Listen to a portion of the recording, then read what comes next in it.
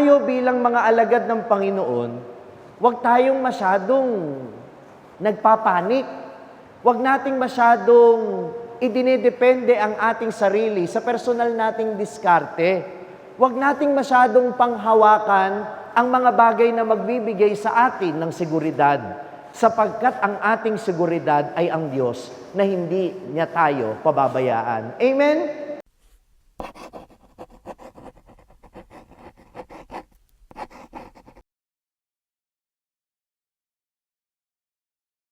Sumainyo ang Panginoon. Ang mabuting balita ng Panginoon ayon kay San Marcos. Papuri sa iyo, Panginoon. Noong panahong iyon, tinawag ni Jesus ang 12 at sinugong 12. Binigyan niya sila ng kapangyarihang magpalayas ng masasamang espiritu at pinagbilinan. Sa inyong paglalakbay, huwag kayong magdala ng anuman, maliban sa tungkod, ni pagkain, balutan, salapi sa inyong lukbutan o bihisan, ay huwag kayong magdala. Ngunit magsuot kayo ng panyapak. Sinabi rin niya sa kanila, at sa alinmang tahan ng inyong tuluyan, manatili kayo roon hanggang pag-alis ninyo sa bayang iyon. Kung ayaw kayong tanggapin o pakinggan sa isang dako, umalis kayo roon at ipagpag ninyo ang alikabok sa inyong paa bilang babala sa mga taga roon. Kaya tumayo ang 12 at nangaral sa mga tao na pagsisihan nila at talikdan ang kanilang mga kasalanan. Pinalayas nila ang maraming demonyo sa mga inaalihan nito, pinahira nila ng langis at pinagaling ang maraming may sakit. Ang mabuting balita ng Panginoon. Nagkaroon po ng eksperimento sa mga unggoy. At sinubukan nilang tingnan kung ano ang gagawin ng mga unggoy. Naglagay sila ng saging sa loob ng bao ng buko. At nung tiningnan nila yung mga unggoy, pinuntahan nila yung buko na mayroong kaprasong butas sa ibabaw at may saging sa loob. Ang ginawa nung isang unggoy, itinaktak niya yung buko hanggang sa lumabas yung saging at nakakain siya. Pero yung isang unggoy, ang ginawa niya, pinipilit niyang dukutin yung saging sa loob. Nagpapanik yung unggoy dahil hindi niya makuha yung saging. Dahil kapag ka nakasara yung kanyang kamao sa loob, hindi niya mailalabas yung kanyang kamay kasama yung saging. At ano ang nakita natin doon, minamahal kong mga kapatid? Na kapag ang isang tao ay hindi marunong mag-let go at magbukas ng kanyang palad, ikaw ay matatali lamang doon sa hangad mo na magkaroon ka. Kaya tinuturuan tayo ngayon ni Jesus sa Ebanghelyo, kahit hindi tayo unggoy, na matutong buksan ang ating mga kamay at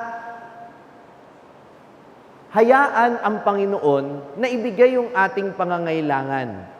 Hindi natin kinakailangan na masyadong maging mahigpit at panghawakan lamang ang mga bagay na gusto natin. Bagkus, kailangan nating magparaya at hayaan ang Diyos na tulungan tayo. Sa panahon natin ngayon, parang lahat ng tao, takot na wala siyang dala. Halimbawa, uso ngayon ang pag-travel. Kahit po ang mga airlines, may complimentary yan na baggage allowance kahit hindi ka mag-check-in luggage. Kapag sa aeroplano, merong around 7 kilos na pwede kang dalhin doon sa loob ng aeroplano. May gamit ka pa din. Kahit sabihin mong solo traveler ka at backpacker ka, meron ka pa ding pwedeng dalhin. Pero sa sinasabi ng Panginoon ngayon, sa Ebanghelyo, huwag kayong magdala ng anuman maliban sa tungkod. Anong mangyayari sa tungkod? At anong mangyayari sa buhay mo kung wala kang dala-dala? Ako nga po'y takang-taka sa mga kabataan na kasama ko minsan sa isang outing. Overnight lang naman po yung outing. Tanong nyo sa akin kung ilan ang dalang bag. Tanong nyo sa akin ilan? 2 maleta. Overnight. Tapos tinanong ko, bakit napakadami ninyong dalang gamit? Hindi naman pala, overnight lang naman tayo, parang hindi na kayo uuwi. Sabi niya, syempre, Father, kada spot na pupuntahan natin, dapat iba ang OOTD. Iba ang outfit para sa Instagram. So yung 2 maleta pala na yun ay pang-pictorial. Ganyan na po mag-isip ang ilang mga tao ngayon. Kaya hindi makapag-travel light. Pero kagaya ng sinasabi ko, yung tagubili ni Jesus na huwag magdala ng anuman, it is not only for practical reasons. Yes, totoo na mahirap maglakbay pag masyadong maraming dala. Amen? Pero may mas malalim na tinuturo ang ating Panginoon doon. At ano yun? Na bilang mga alagad, we should not only rely on ourselves, but we should rely more on the mercy and providence of God. Na tayo bilang mga alagad ng Panginoon, huwag tayong masyadong nagpapanik. Huwag nating masyadong idinedepende ang ating sarili sa personal nating diskarte. Huwag nating masyadong panghawakan ang mga bagay na magbibigay sa atin ng seguridad, sapagkat ang ating seguridad ay ang Diyos na hindi niya tayo pababayaan. Amen? Kaya nga napaka-strategic ng pagsusugo ni Jesus sa kanyang mga alagad. Tanong niyo sa akin, bakit? Nang isugo niya ang kanyang mga alagad ng dala-dalawa at pagbilinan niyang huwag magdadala ng kahit na ano maliban ng tungkod, ipinakita muna ni Jesus ang mabuting halimbawa.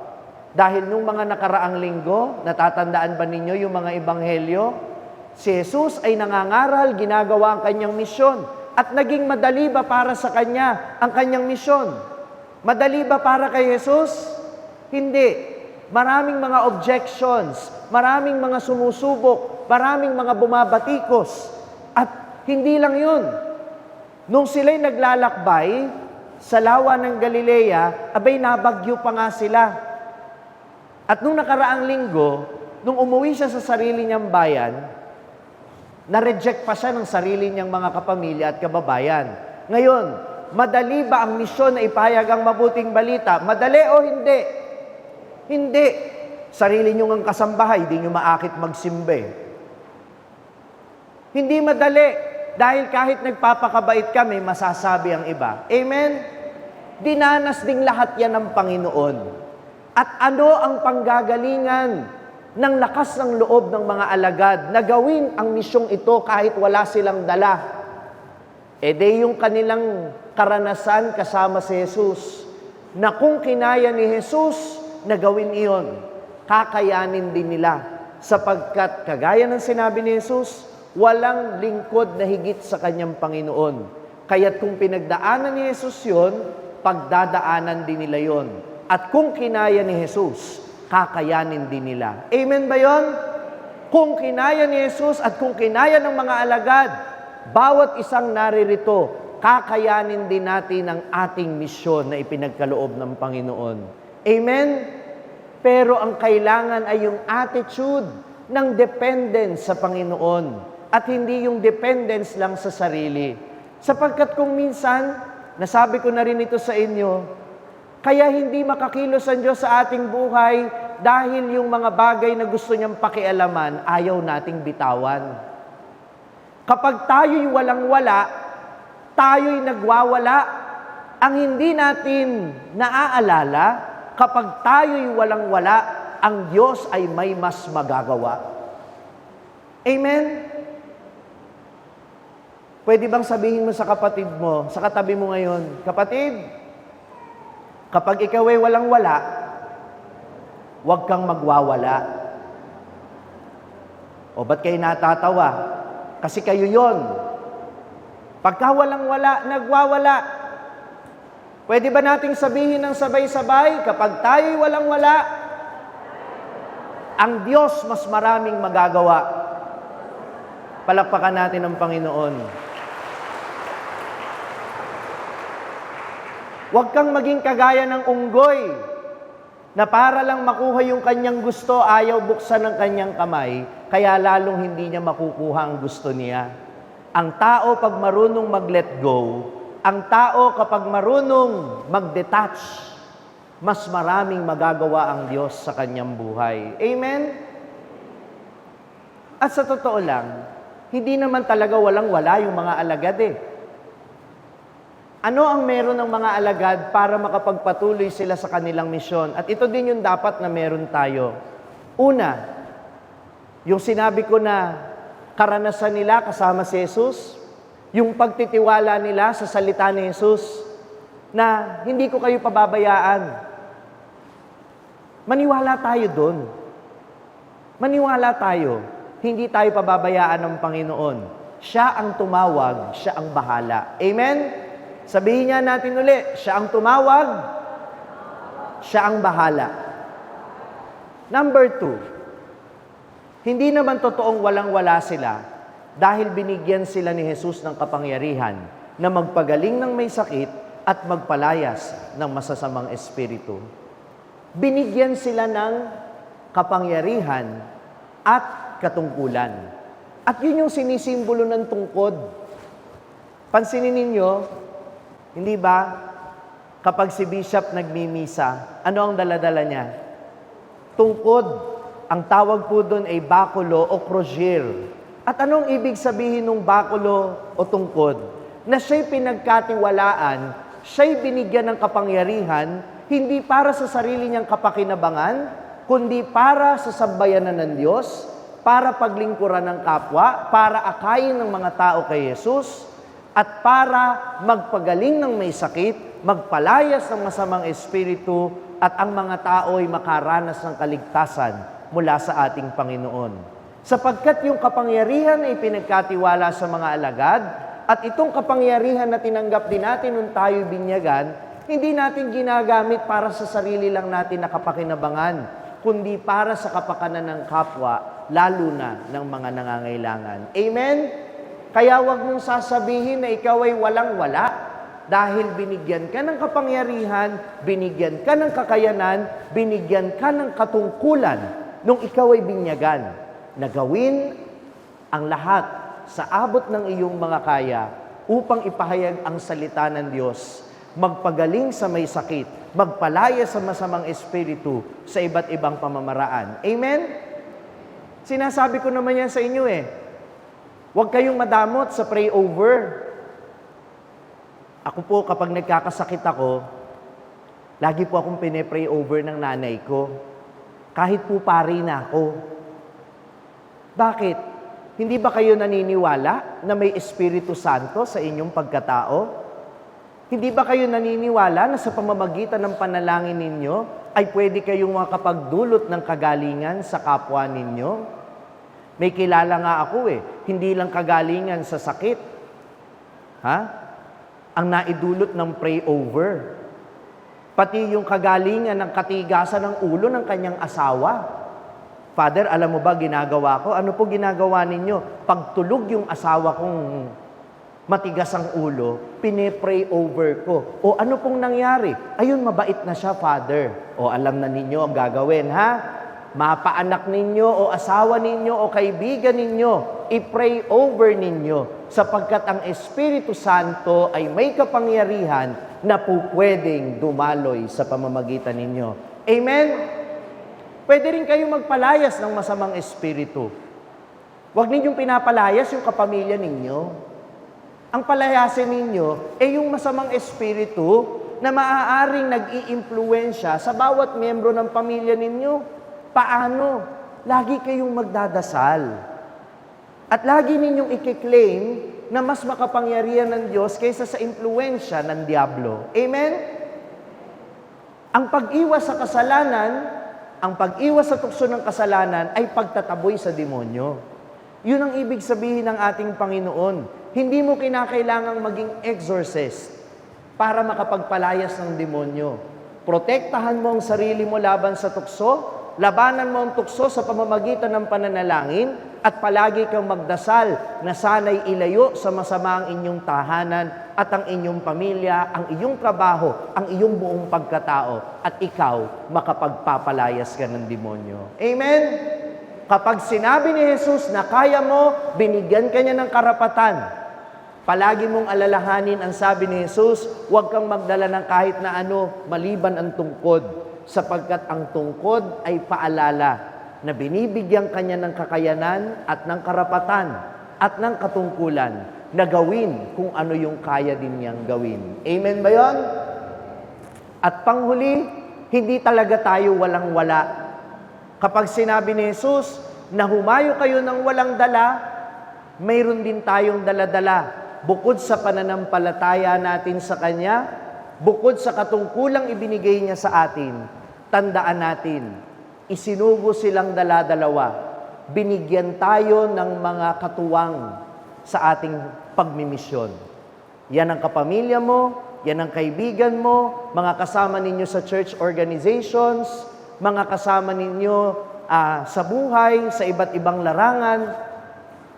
Katuwang natin ang isa't isa sa pagganap ng misyon. Alam ninyo, ang isang bagay na mahirap gawin, nagiging madali kapag ginawa natin ng sama-sama. Amen? Parang walis tingting, di ba?